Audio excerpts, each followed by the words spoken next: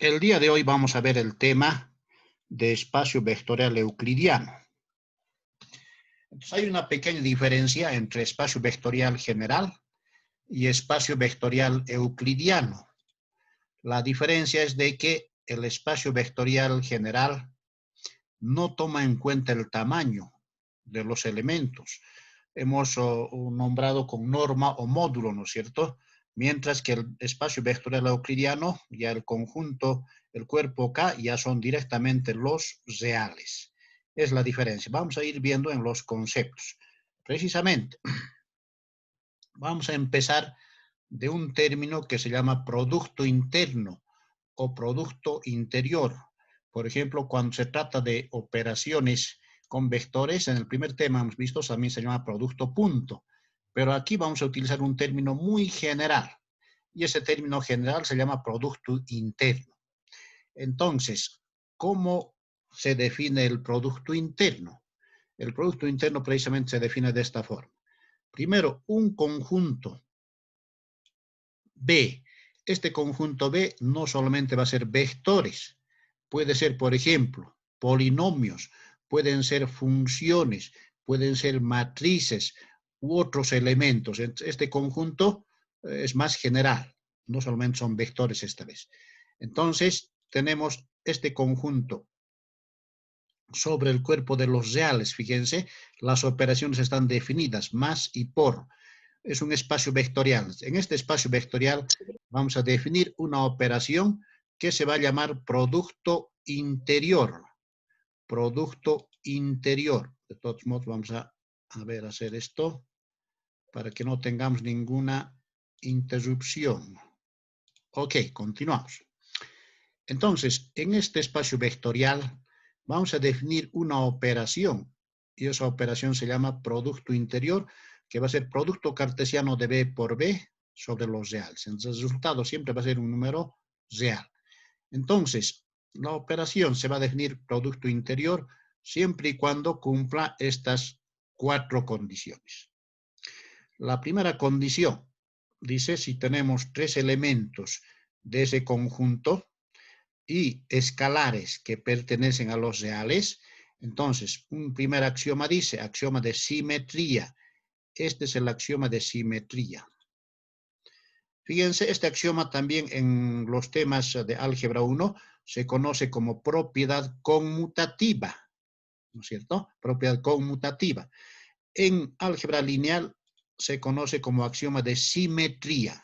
Entonces, es la misma propiedad conmutativa. El segundo axioma para definir estos productos interiores es el axioma de aditividad. Este axioma de aditividad dice lo siguiente. Si tenemos una suma de U más B, dos elementos de B, dos elementos del conjunto B, y queremos operar con un tercer elemento, W, entonces este U se distribuye con W y B se distribuye con W. En otras palabras, esta propiedad, por ejemplo, en lógica y en conjuntos y en otros temas, en cálculo 1, los números reales, simplemente se llama propiedad distributiva, ¿no es cierto? Se está distribuyendo. Pero en álgebra lineal se llama axioma de aditividad, o sea, se refiere a la suma. Por eso se define axioma de aditividad. Nuestro tercer axioma, acá está, es algo interesante, se llama axioma de homogeneidad. El axioma de homogeneidad. ¿Qué dice el axioma de homogeneidad? Si tenemos un escalar K, acá está precisamente, ese escalar K pertenece al conjunto de los reales. Si tenemos un escalar K multiplicado por un vector, operamos con el vector B, ese escalar sale fuera de la operación. Este axioma se llama el axioma de homogeneidad. De tal forma que si tenemos una operación, debemos probar los cuatro axiomas para que sea producto interior.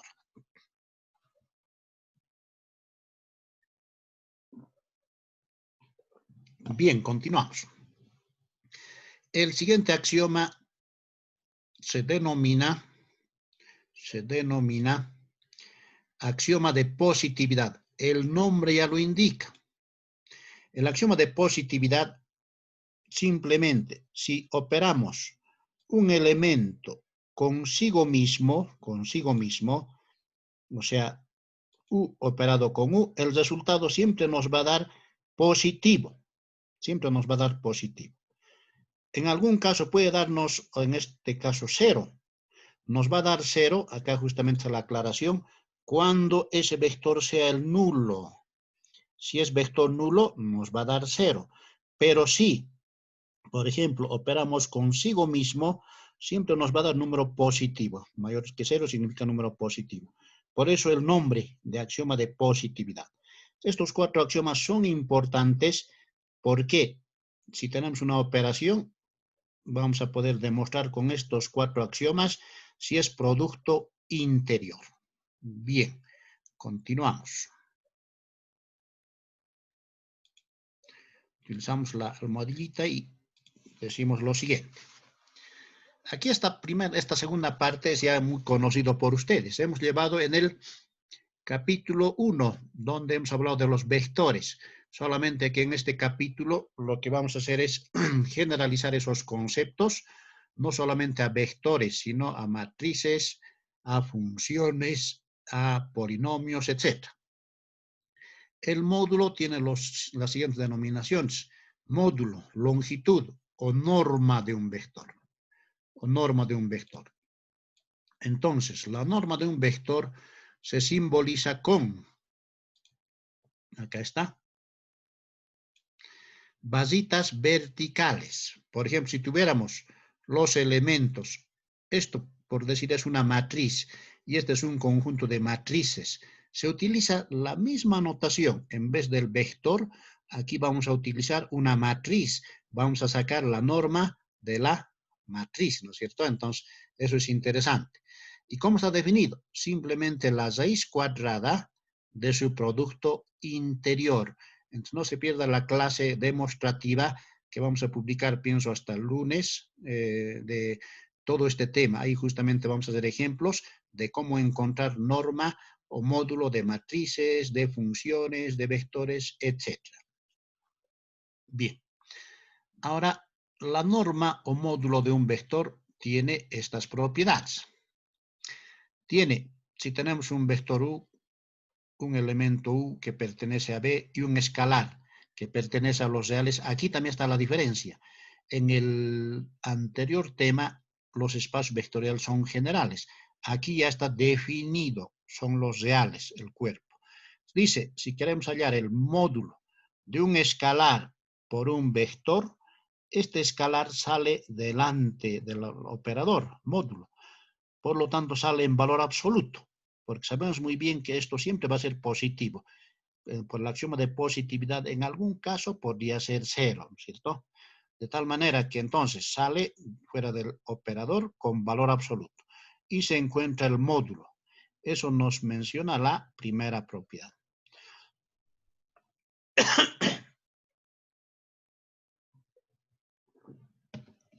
La segunda propiedad es interesante, ¿por qué? Si, por ejemplo, a esta definición de norma o módulo, elevo miembro a miembro al cuadrado, se va a simplificar el exponente con el radical y aquí vamos a tener módulo elevado al cuadrado que está acá.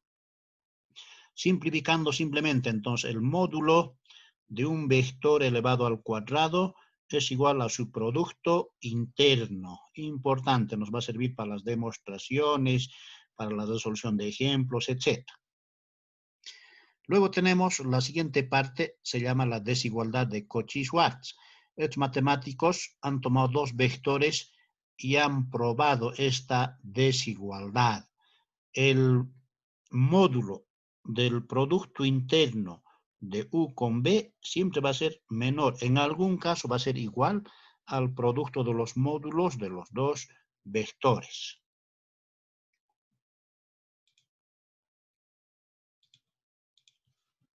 Bien, pasaremos a la desigualdad del triángulo o triangular. ¿Qué dice la desigualdad triangular? Si tenemos una suma de vectores y hallamos su tamaño, su módulo o su norma, siempre es menor o igual al módulo de U más módulo de B. Nótese que esta expresión siempre va a ser numérica. ¿Por qué va a ser numérica? Porque el módulo es una cantidad positiva, ¿no? Se va a cumplir. Luego tenemos el ángulo entre vectores. Bueno, en este caso hemos puesto entre vectores, pero también se puede anotar, se puede encontrar el ángulo entre matrices, el ángulo entre polinomios, el ángulo entre funciones, que vamos a hacer en los ejemplos respectivos. Entonces, el ángulo se define como coseno de alfa, ángulo entre los dos elementos, simplemente es el producto interno de U operado con B sobre los módulos. Este ángulo siempre va a ser un ángulo menor, acá está la restricción, a 180 grados y mayor a 0 grados. Además, en el tema 1 hemos visto que, por ejemplo, si alfa es 90 grados, los elementos son ortogonales. Si es 0 grados, los elementos son paralelos, ¿no es cierto? Dos vectores paralelos. Esas mismas expresiones vamos a utilizar, pero en forma general. Bien, en esta siguiente parte está la definición de ortogonalidad. Este es el término general, que también se puede anotar perpendicularidad. O sea, dos elementos forman 90 grados. Funciones pueden formar 90 grados. Matrices 90 grados, etc. Entonces, ¿qué dice nuestra definición? Dos elementos U y B que pertenecen al espacio vectorial euclidio, dice U es ortogonal a B si y solo si. Es el conectivo lógico. La doble implicación. Si y solo si el producto interno de los dos es 0. Esto es importante. Sabemos que el producto interno es un número real, es 0. No hay que confundir, alguno que otro puede pensar que tal vez este es el vector nulo. No, es el vector, es el escalar 0.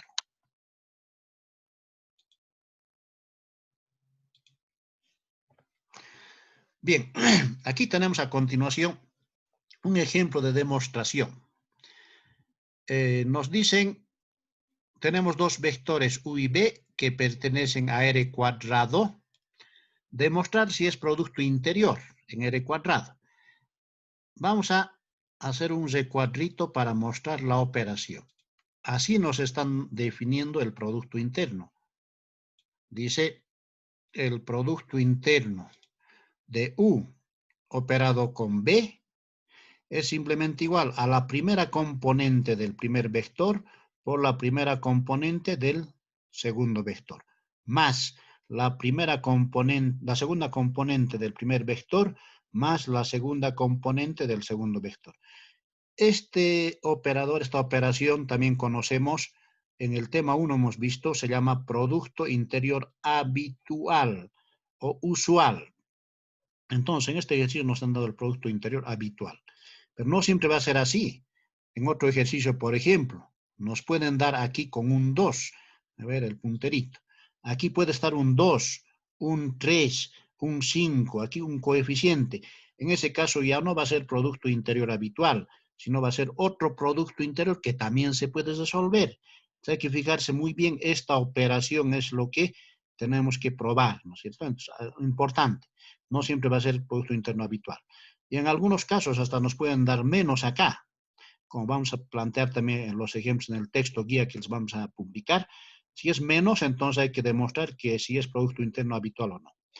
Aquí, la segunda operación que nos están definiendo es el producto escalar, producto de un escalar por un vector.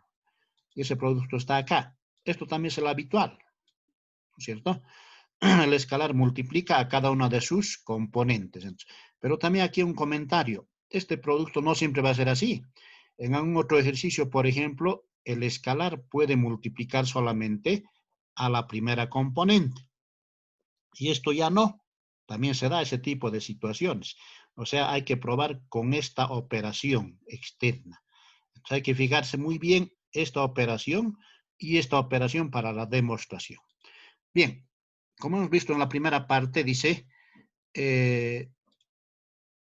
para que sea producto interior, debe cumplir 4 axiomas.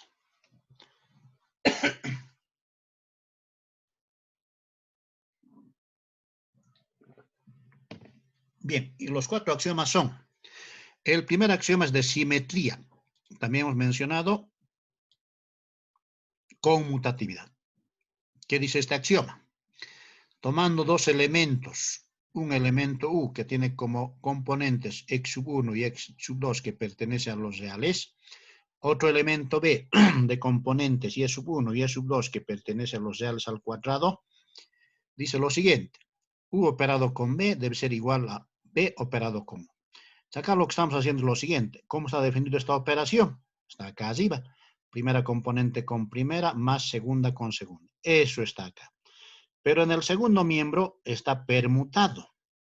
Por lo tanto, si aplicamos esta definición, la primera componente de B es Y sub 1. La primera componente de U es X sub 1. Entonces hay que respetar el orden en esta operación.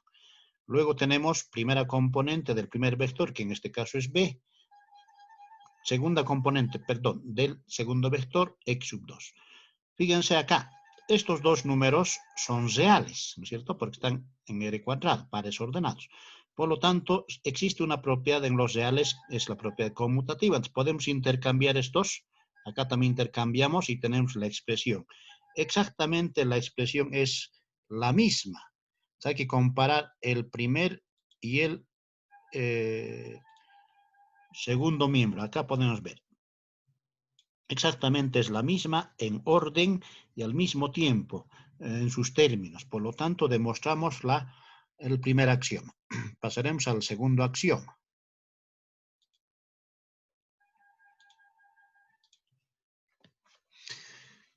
El segundo axioma se necesita 3 elementos. Tenemos un elemento U, un elemento B y un elemento W que pertenecen a R cuadrado. Nuestra expresión a demostrar es toda esta parte. Todo eso debemos demostrar, ¿no es cierto? Entonces, para ello vamos a hacer algo práctico. Como tenemos aquí una suma, primero hallamos la suma en forma separada de vectores. Acá está U más B, sumamos.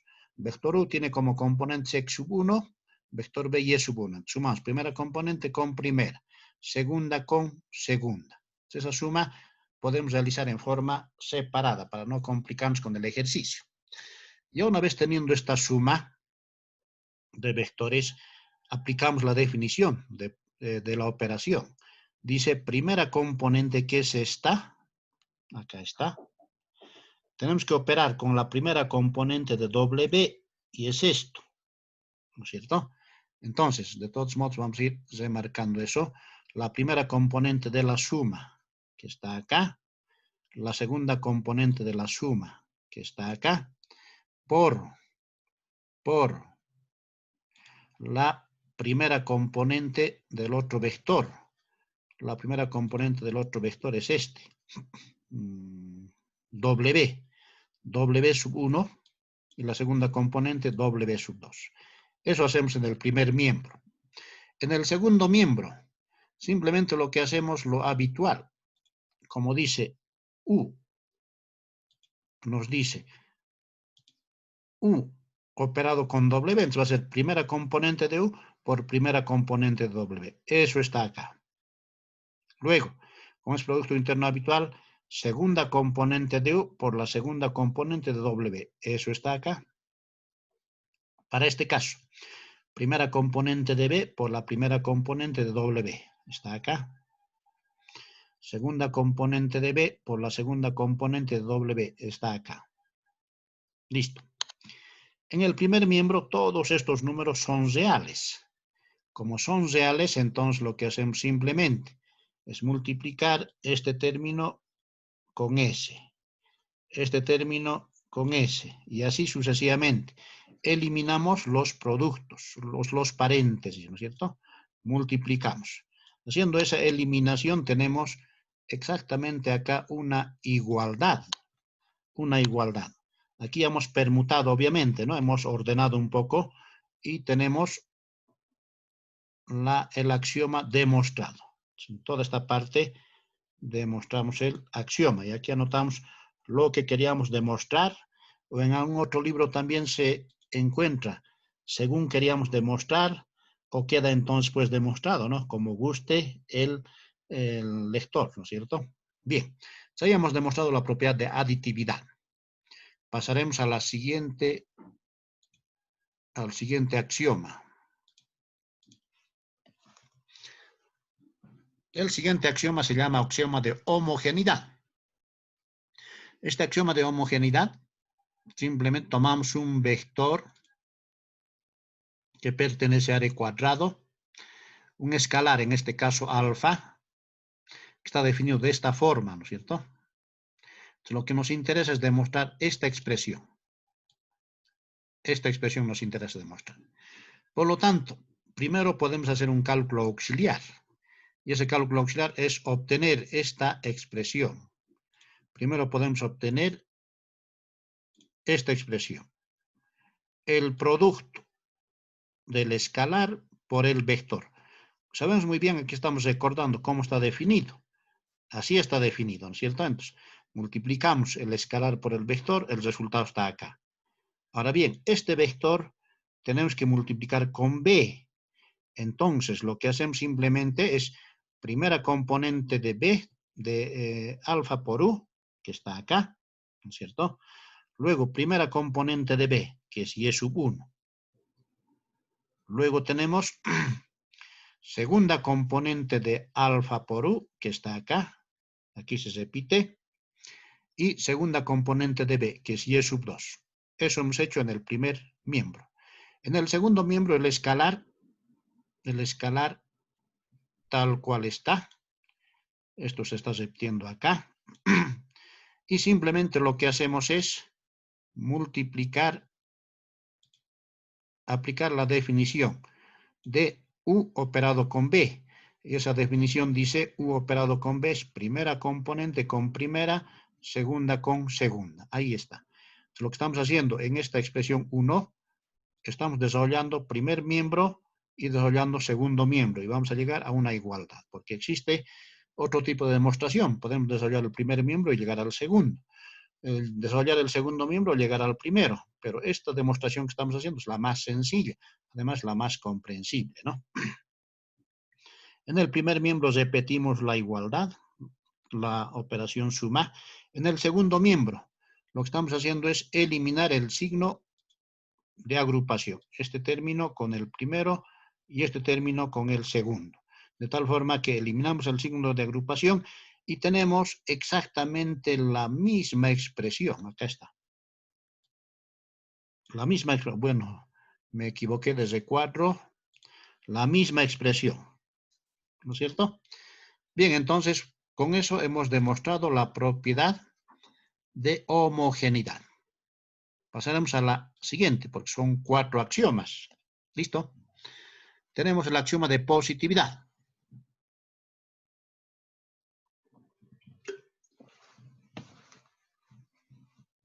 Para el axioma de positividad, tomamos un solo vector. Pero dice, acá nos fijamos el cuantificador universal. Todos los elementos de R cuadrado deben tener módulo positivo. ¿No es cierto? Es simplemente el módulo. Bien, entonces lo que hacemos es operar con el mismo elemento. Como tenemos u operado con u, primera componente de u, como el segundo vector es el mismo, tenemos esto. Segunda componente con segunda. Luego, aquí tenemos, como es el mismo número, entonces podemos elevar al cuadrado. Y aquí, por propiedad de números reales, todo número al cuadrado siempre va a ser positivo, ya sea la base negativa o la base positiva. Por lo tanto, esta expresión que está en Z4 rojo siempre va a ser positivo. Entonces, con eso hemos demostrado el axioma de positividad, ¿no es cierto? Por lo tanto, finalmente decimos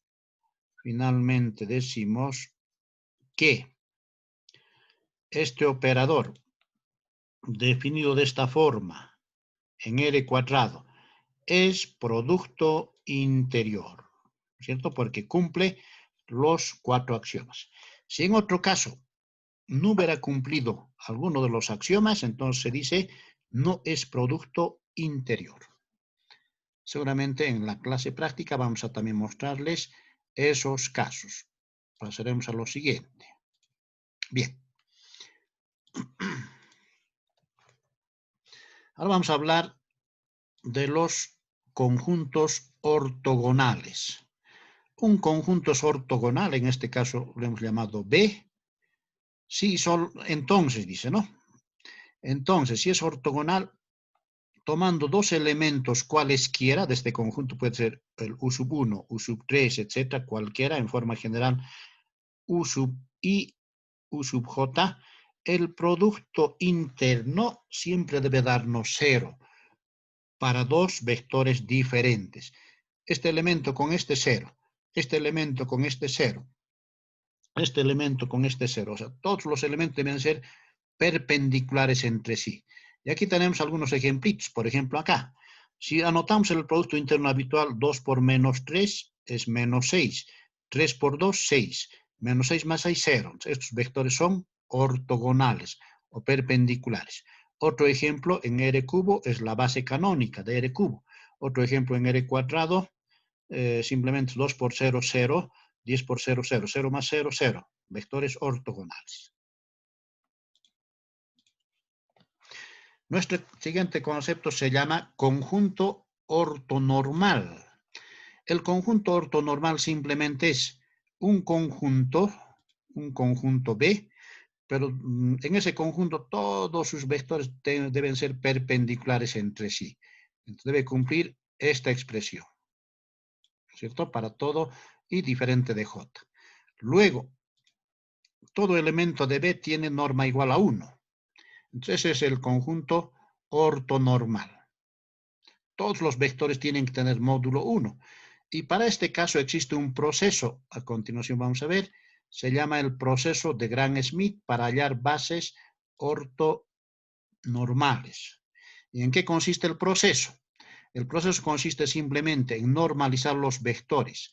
Acá tenemos precisamente primer vector de la base que nos han dado, normalizamos, dividimos entre su módulo. Esto va a ser unitario. Luego tenemos este segundo vector de la base ortonormal, combinamos el segundo vector de la base dada, hacemos estas operaciones y dividimos entre su módulo. Luego tenemos para el tercer vector lo mismo, simplemente este término se va a ir agrandando. Abajo el mismo vector solamente en módulo. De tal manera que vamos a poder demostrar bases ortonormales de acuerdo a estas fórmulas.